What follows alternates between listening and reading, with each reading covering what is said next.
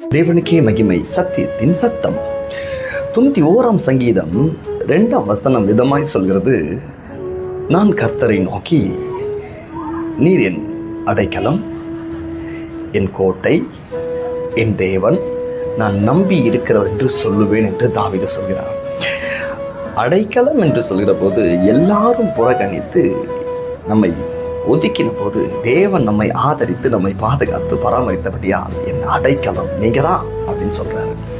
2வது கோட்டை என்று சொல்கிறார். யாருமே என் பேச்சு கேட்கறதில்ல, யார் சொன்னாலும் நான் மதிக்க போறதும் இல்லை, யாரும் என்னுடைய அசட்டை பண்றாங்க என்ன, ஆனா என் ஆளுகளாக உங்களுக்குள்ளதான் இருந்துச்சு, பெரிய சமாதானம் சந்தோஷம், என் கோட்டை நீங்க தான் ஆண்டவரை, எனக்கு ஒரு ராஜ்யம் இருந்துச்சது நீங்க தான் அப்படின்றாரு.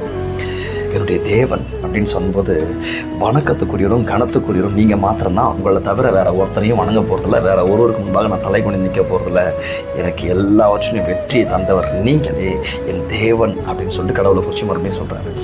அப்புறம் நான் நம்பி இருக்கிறவர் என்று சொல்கிற பொழுது இப்பொழுது மாத்திரமல்ல, போன காலங்களில் மாத்திரமல்ல, இனி வரும் காலங்கள்லையும் நீங்கள் அப்படி செய்வீங்க. நான் நம்பி இருக்கிற ஒரு நீர்தான் என்று சொல்லுவேன். பாருங்க, இருதயத்தின் நினைவினால தாவீதினுடைய நாவுகள் பேசுகிறது. ஆமாங்க, அவர் உங்களுக்கு அடைக்கலமாகவும் உங்களுக்கு கோட்டையாகவும் நீங்கள் உங்களுக்கு தேவனாகவும் நீங்கள் நம்பி இருக்கிற நம்பிக்கையுமா அவர் இருப்பார். அவர் அப்படியே உங்களுக்கு